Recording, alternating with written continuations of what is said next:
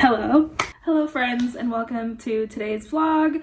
In today's vlog, it's gonna be a fun one. It is a reading vlog. I finished classes last week, which is pretty exciting. I had my last day of TAing for the class I've been teaching this semester. And now I'm in finals mode, or reading mode if you will.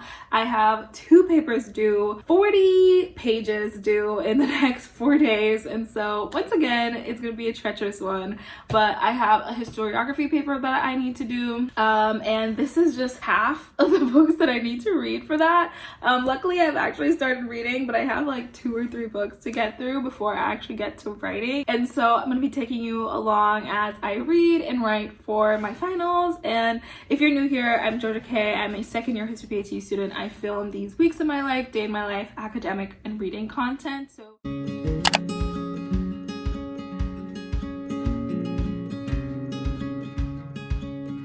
So I have to pause right here because I'm reading Contested Bodies and I'm just like having such a visceral reaction to reading some of the stuff. I'm just in the intro, but I'm like, oof. And this is something that I feel like we don't really talk about, at least I haven't seen talked about. But as a Black woman who reads AFAM history, who reads histories of slavery, even though that's not my primary field, there's a reason why it's not my primary field, and that's because it can be pretty emotionally heavy. And as I was reading this, there's like the intro scene where they're talking about this woman who was actually a young woman. She was 15 years old, who was flogged and like stripped naked. And I was just reading that, and just the way it was described, I was just kind of like, it like hit a nerve in me, where it's like, you would think after several years, I'm looking at Harley because she just ran over there, you would think after several years of reading this stuff I would be immune to it, but it really is like, it obviously gets to a point where you feel like you understand the mission of what you're trying to do. You feel like this history is important, so you push through it, but it never gets easier for me personally reading this stuff. And I don't know how people just like don't feel it. Like, it just hurts to read it. Like, some of the wording, not in this book particularly, but sometimes when I'm reading things and I'm reading how people describe people and just the inhumane things that happen, and I hate this feeling of like academia feels like this history is removed. And I know not everybody feels that way, and that's changing, but I do feel like in a lot of ways people feel like these histories should be like removed. But it's like, how can you remove yourself when there's people descendants of slavery, descendants of slaves who literally this is like reading about potential ancestors. Like, you just never know. And so I don't know what exactly I'm trying to say, but I'm just like, I just want to be real and say that when I'm reading this stuff, it is not a fun, light read. At times it can be actually very, very painful to read. And I just feel like for this one, it's like I have a paper to do, so I kind of have to push through it.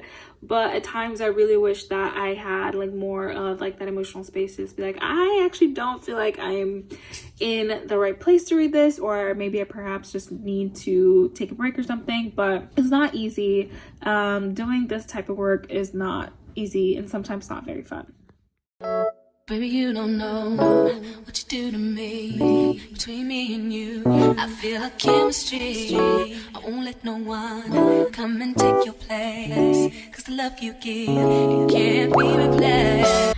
And just like that, it is the next day. I got up this morning and did my morning routine, took Harley on a walk, and I just noticed that she left the bathroom door open. But I am back at it. I have 1 more book left before I start writing this paper, and I'm just so ready to be through with it. I have the last 2 chapters to read, and then I've been taking like extensive notes, so I'm hoping that I can write an outline and sort of start filling my outline and then finish the paper tomorrow.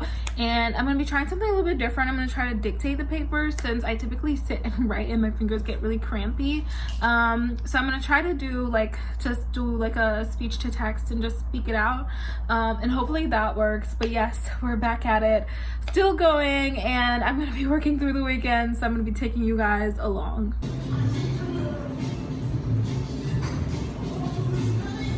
Okay, so I am getting there. I basically have all of these done, and I just have 1 more to finish, which is Wicked Flesh, and I'm gonna get on to that. I'm gonna probably do that in maybe the next 30 minutes. I'm still taking a little bit of notes, going over my notes so that I can actually start writing.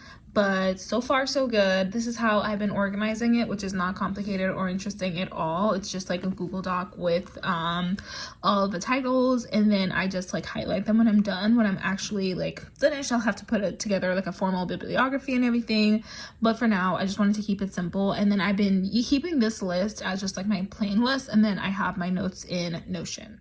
Let no one come and take your place, 'cause the love you give, it can't be replaced. See no one else and like you do, that's why I spend my life with you. I wanna please you any way I can. I wanna share my world, don't you understand?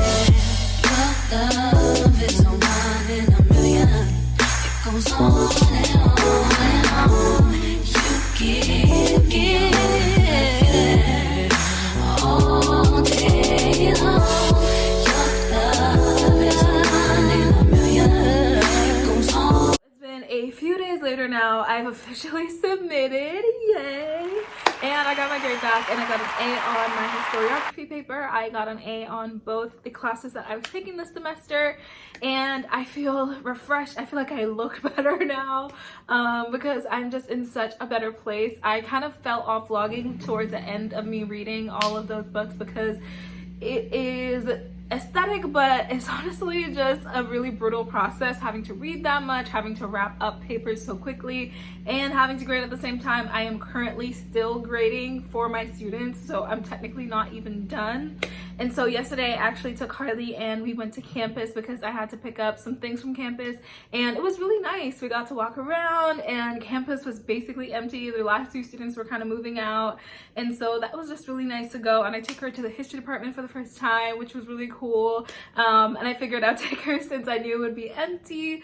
And so now that I'm back, I wanted to share my process of how I took notes for my historiography paper, and also share my thoughts on some of my favorite and least favorite books that I read for this process. Okay, so back at my desk so I can actually show you the books. These are not all of them, but these are the books that I have left because I borrowed them from the library, and I kept these ones specifically because I knew I wanted to talk about them, because these include my favorite and not so favorite books of the 12 that I read plus 3 articles. So my favorite book that I read for this process was Laboring Women by Jennifer Morgan, and I feel like this book gets a lot of accolades. People in the field love it, and for good reason. I actually read Aren't I a Woman by Deborah Gray White, and I realized that that book really set the foundation for this book.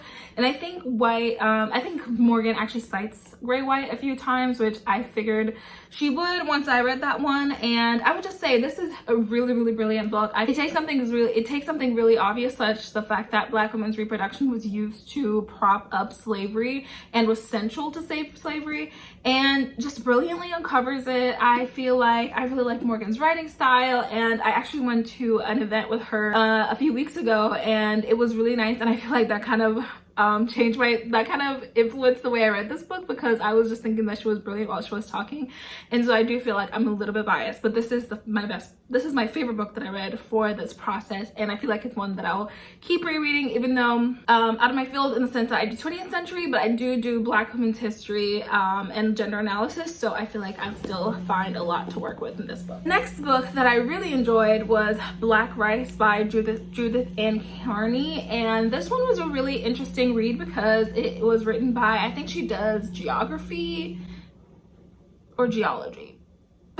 Okay, I don't remember what her field is, which is really bad, but I really like this book. It was a surprising read in the fact that I just am not super familiar with like agricultural practices and like farming and things like that, which is obviously so central to the history of slavery. And this book talks about how Black women specifically were very influential in transferring knowledge about rice to the Americas, when it's often thought that the knowledge about rice was taken from Asia. And specifically, I think she was talking about in South Carolina. And that was just such a fascinating history. I was not expecting Black women to show up in this book as much as they did. And so I found that it was a really refreshing surprise. And I just really, really enjoyed it because it was just such a surprising book, because I kind of expected to like Laboring Women just because I heard Morgan talk. I've read some of her other stuff. I read Reckoning with Slavery a few weeks ago, and I really enjoyed that. But this one, Black Rice by Judith Kearney, was a very surprising and refreshing read. Okay, so now I want to talk about the books that I did not enjoy quite as much. Not to say that they were bad, but there were specific things about them that I was less drawn to, I guess you would say. And I would say this book, Enterprising Women, I was really sad that I didn't enjoy it as much as I wanted to, because one, the cover is absolutely like just really vivid and vibrant, and I really like that because I have a thing about history books where a lot of them are very bland, and I feel like we could do with some more like illustrative covers, you know, like some covers that make people want to read it. And so my main issue with this book, and it talks about Black women who essentially were able to ascend in class in some way, and sort of comes in with a counter history of the histories of Black women who obviously were enslaved, Black women who were subjugated, who were not a part of sort of the capitalist infrastructure. And so this book kind of comes in and talks about Black women who were able to accumulate wealth, who were able to transfer wealth to their children. And my main thing about this book, and it's just my interpretation, but when I was reading the book, I felt like it was glorifying these women. I know it says explicitly several times that it's not trying to do that, but I couldn't move away from that. Like, I feel like just the way it was centered makes it feel that way. And it was written in biographical style. I mean, they did like mini biographies, which was really interesting.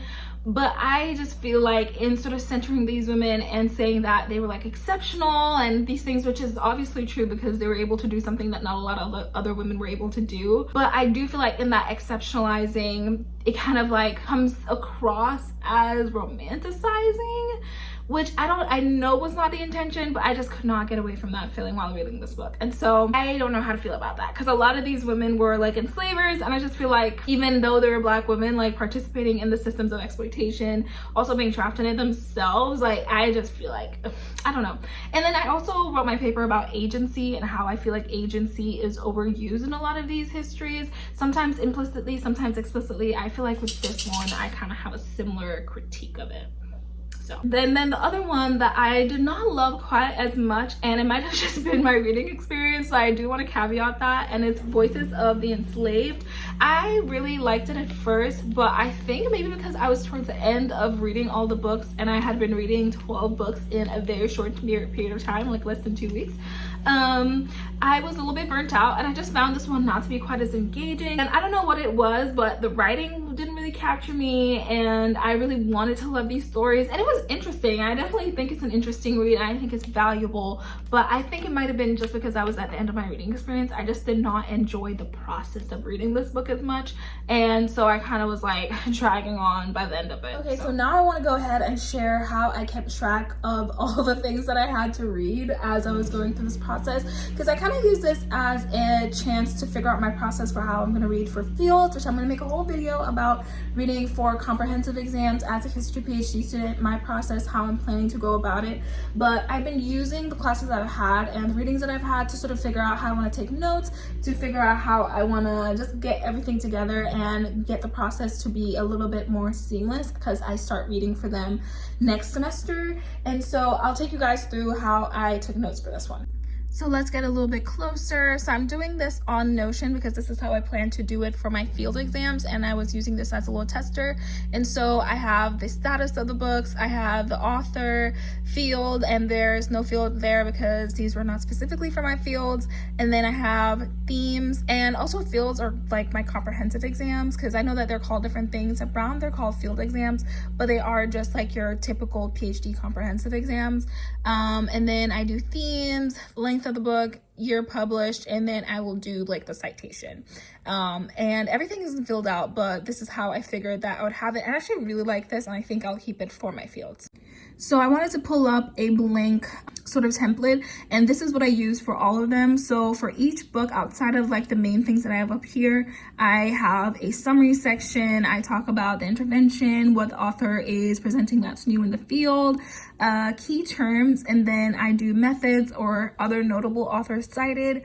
And then I also do chapter overviews. I don't do a lot. I just do like 2 sentences, maybe 3. And then I'll add my personal thoughts about how I potentially use the book to teach, or whether I liked it, what was the reading process like, just so that